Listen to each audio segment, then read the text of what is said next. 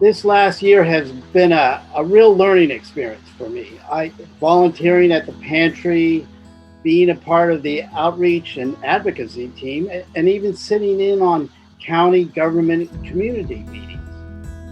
One of the most interesting things I've learned about was food insecurity and how Fairfax County, one of the wealthiest counties in the entire country, has such a high rate of food insecurity.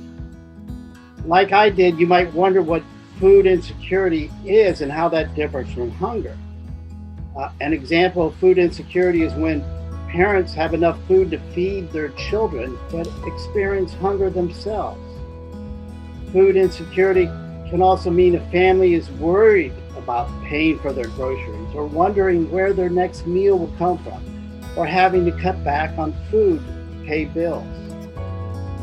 Food banks and pantries can play an important role in relieving some of that anxiety, but as generous as people have been, it's a challenge to keep up with the needs. Just yesterday, the ACCA Pantry received over 5,000 pounds of donations from the county's Stuff the Bus campaign. That's 4 busloads. Right now, there are stacks of cans piled high, and our bins and shelves are crammed with bags and boxes. I don't think we could fit any more into the place. But to put that into perspective, last month alone, we delivered almost 15,000 pounds of food to needy families. And if this week is anything like last week, where we were averaging 8 to 10 deliveries a day, that 5,000 pounds would be gone by Saturday. And this leads me to one last thing I'd like to point out. Next Sunday, where we'll be accepting food donations for the pantry, we'll also be taking change and monetary donations for Bread for the World. I bring that up because there's an infographic from Bread that some of you might have seen, which shows that food banks and private charities provide only 1 out of every 20 bags of groceries that feed people who are hungry. It is the government that provides the rest.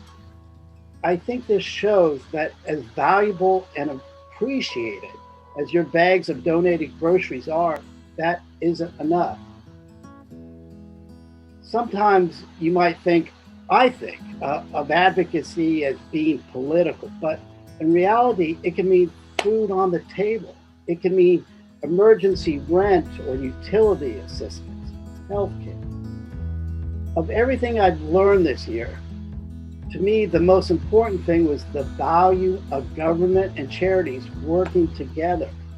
I've seen the impact they have made, but I fear that because of looming budget shortfalls, that assistance they provide is in jeopardy. So I encourage you to show how much you care, whether it's donating to an organization like Bread for the World, signing a petition, or sending an email, writing a letter, or meeting with your elected representative.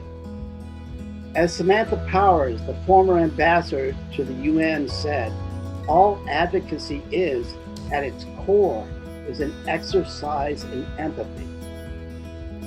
Thank you. I feel it's an honor to be associated with a congregation that so often shows that it does care.